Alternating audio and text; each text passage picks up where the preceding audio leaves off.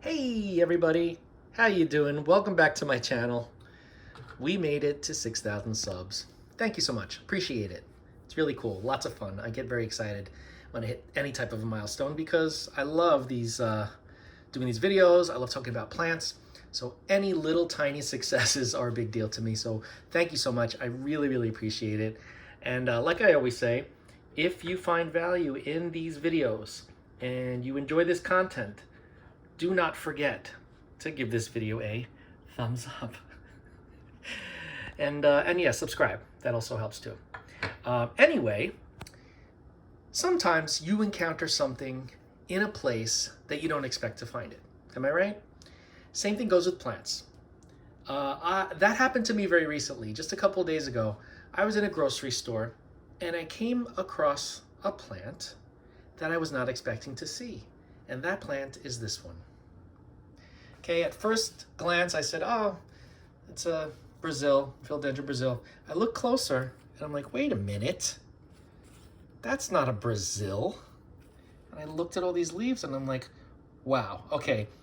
This could either be a cream splash or a Rio because the leaves in Rio are very long and pointy, and typically the silver or the gray is in the middle of the variegation, like in this leaf. So I was shocked because this was not very expensive. It was in a grocery store. Under normal circumstances, anything other than a Brazil is usually kind of pricey.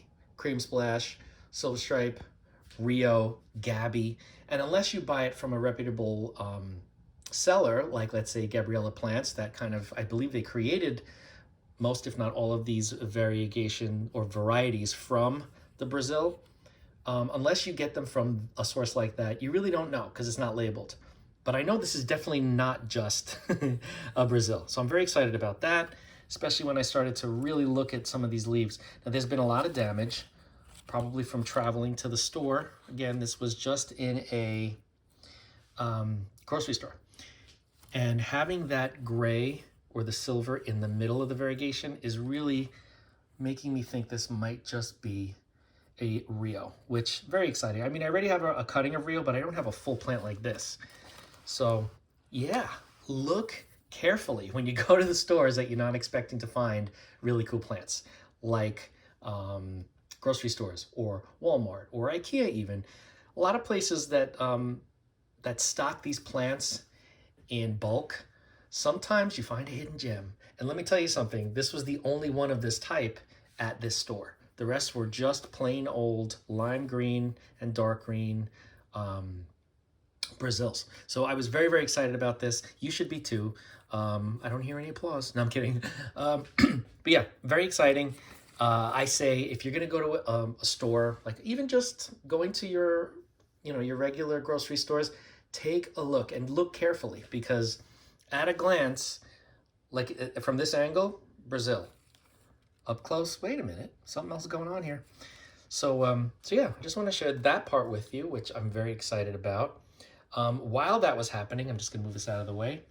What I thought was a cream splash is starting to prove me right. I showed you guys this plant that I had gotten from a mom and pop shop locally, and the new leaves are coming out extremely variegated. Look at this, very exciting. This, I'm pretty sure this is like some type of a cream splash. I wouldn't go so far as to say that this is a Gabby because Gabby usually has, first of all, it has much more variegation than the rest of the leaf show, and the leaves are a lot rounder and more heart-shaped, kind of like this shape, but with a lot of variegation. So probably just a cream splash, but I'm just loving this new leaf. This is really cool. I'm very happy with this. But yeah, I just wanted to show you guys that because I like to keep you guys in the know. And then there's this branch that's starting to lose some variegation or just have inconsistent variegation. And typically, same with this plant here, this one is doing the best. But they're pretty unstable. That's why all these sports have come out, I believe from Gabriella Plants, that were originally just the Brazil, which was the lime green and dark green, the stripe of lime green in the middle, or they call it media pictum, like sometimes it's a half moon. But this definitely has cream, and the new leaves are proving that to me. So I'm very excited about that. Anyway, that's that. I also want to show you some other things. I got some new cuttings. Now, I guess I haven't really spoken much about this on this channel, but I don't only love indoor houseplants. I love houseplants, don't get me wrong, but I also love butterfly gardening and hummingbirds. So I like to, for the yard outside, especially in the front area where there's a lot of sun and a lot of airflow, I like to have plants that are going to attract those pollinators, particularly the hummingbirds and the swallowtail butterflies, the larger butterflies, because I've always loved butterflies ever since I was a little kid. I was that little kid with the net running around the neighborhood. Don't laugh. It's all right. You can laugh. I laugh at myself all the time. So that I never got rid of that hobby, I guess you can call it. I don't catch butterflies or anything like that now, but I do bring in the eggs and larvae, the monarchs, that sort of thing, to rear them and release them. And I got these cuttings recently that I want to share with you because they need full sun. Let me just set the stage. They need full sun in order to grow their best, in order to bloom. This is called Tonia diversifolia. Okay, this is also known as one of the Mexican sunflowers, but this is more of an yellow variety, not the orange. This grows extremely tall and it gets woody, as you can see from the cuttings that I had received. And they are pollinator magnets. They are loved. So what I'm doing is I am bringing this outside in the summer. Right now, they've just been rooting. This group of twigs or cuttings has just been in water, and you can see the root growth is starting to get like a little nutso. Those bumps are the start of roots, and then you can see those purple roots that have come out. So far, so good in just water, but obviously, I'm probably not going to keep all of them in water if I keep any of them in water. I also moved one of them into semi-hydro, which is the lava rock, and it is doing phenomenally well there as well. And they get very, very, very tall, like upwards of 6 to 10 feet. And they're not cold hardy, I don't believe. So in the winter, I would have to take them back in, which is fine with me because these guys grow extremely fast, and you can make your own fertilizer because a lot of people cut them down in the tropics and let the branches that they cut kind of decompose, and it's like natural fertilizer and mulch for the plants that you're dropping them around. So that's something you can also experiment with, which I probably will too, is taking the leaves and making some sort of fertilizer out of them. But the main reason why I'm showing them is not just because they're great for pollinators, but they grow so fast that so far, for the week or 2 or 3 that I've had these, they are doing very well indoors too. So I'm gonna see how they do. A lot of the plants that do better in full sun outdoors don't necessarily make great houseplants, but time will tell. And I wanted to share them because if you like pollinators and you like fast growing plants and you like flowers that have a nice scent, these are supposed to have a nice scent too. Not a crazy scent, but a nice mild scent to the flowers. I definitely recommend you getting some of these. Now there are 2 different varieties I'm aware of. This one is the larger yellow variety, and it's considered a perennial. In the tropics, it's just like evergreen, but there's another one that's an annual, that's also Tonia in that genus, but it has orange flowers, and they treat it like an annual. They say that once it blooms, if you don't deadhead it and cut off the dead flowers, it will just stop blooming. So these guys I like because you don't have to worry about that. They just live on. And the leaves are actually really unique too. Diversifolia, I think that means like a diverse, different leaves. So like the leaves can have no lobes in them like this, looks like a nettle almost. And they can have lobes like this, almost like, this looks like sassafras, a sassafras tree. So yeah, I just find that really cool. And I want to share with you in case any of you are interested in those types of things as well. I will continue to show progress on these indoors just to see how they do indoors long term, because even though I basically got them for the summer for outdoors, I may keep 1 or 2 of them indoors just if they do well, and just have one indoors and have the rest outdoors. But yeah, that's it for that. I definitely recommend, just for the fun of watching them grow so quickly. They just grow very, very quickly, almost like the purple heart, which I seem to have in every video for some reason because I'm in love with this plant. And since we're looking at it right now, you can tell this has not been in any light. This is about 3 feet away from a north-facing window, so the leaves are just a greenish, and it's kind of leggy, and it's not purple, and that's fine. I may move it into the light just to give it some color and to give it some life. But this has been in water culture for a very long time. You can see that there's Nutricoat fertilizer in there. And I love the Purple Heart, and I've already told you that a million times. Anyway, can't recommend this plant enough. If you like the wandering dudes, the Tradescantias, my opinion, of course, just my opinion, but this is the best to have indoors and out. Outdoors in full sun, beautiful purple color. Indoors, can be purple if it gets enough light, but it also can be green like this if it doesn't get a lot of light. But it doesn't get bald on the top very easily. As you can see, it doesn't lose those leaves if you keep it hydrated, and they grow like nuts. And as you probably know if you've been watching, this is my plant of choice for experimentation because they're just very easy and they're beautiful. All right, so that's Purple Heart. Again, I keep showing you Purple Heart. Moving on, boom, another one of my Plectranthus. This is the Silver Crest, but these have been growing in nothing but water for a very long time.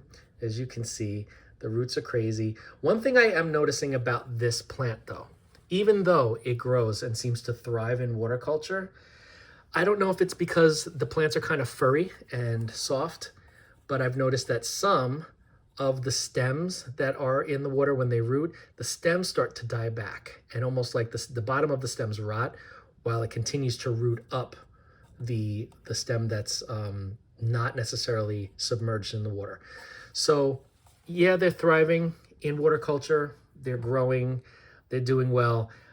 I just feel like they kind of do better in some type of a semi-hydro, which I have a lot of these plants in, because they get that air circulation to that stem and they don't easily rot in semi-hydro like I see some of these, not all, some of these doing in water culture. Just some of the stems, as you can see, like that one there. But these are amazing plants. They grow fast, just like the Purple Heart, except they have very soft, furry leaves. The new stems, when you rub them, they have a really pleasant scent to them. I can't even explain what it smells like. Most Plectranthus have some sort of a scent. They're fragrant plants. I can't tell you what this smells like, but it's a good smell. It's not a bad smell. Some Plectranthus smell like skunk. I was going to say something else, but I didn't. Family show. But yeah, this one has a really kind of soft, nice, green, fragrant, perfumey scent to it. And I just kind of love how it looks. I love how it grows. I love how it feels.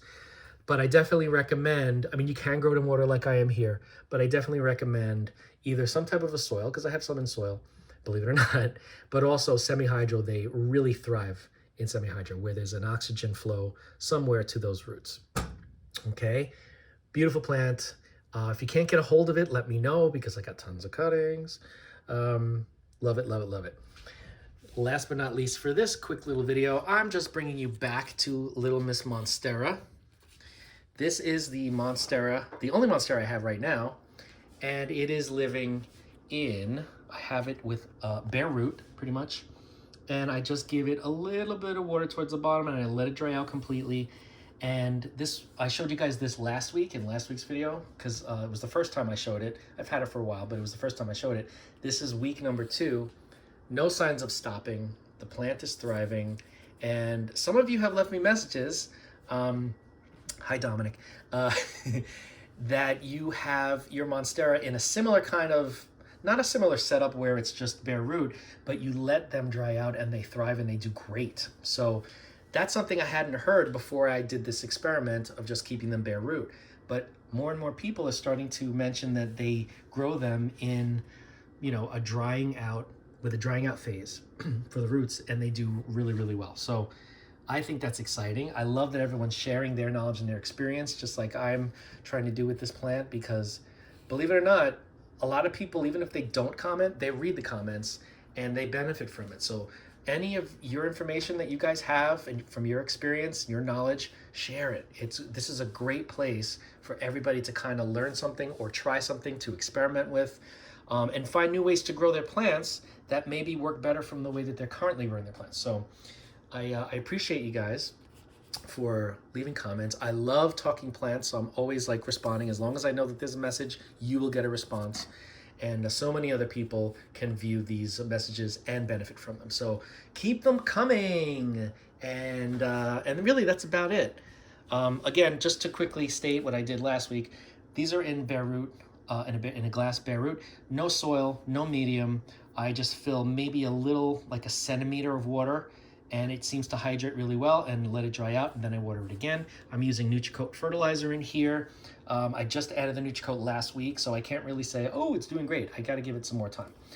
But as you can see, the leaves are looking good, they're healthy, it's hydrated. Last video, which was the first video I showed you, it had gone dry and I had just watered it, so it was a little bit weepy, but as you can see now, doing great.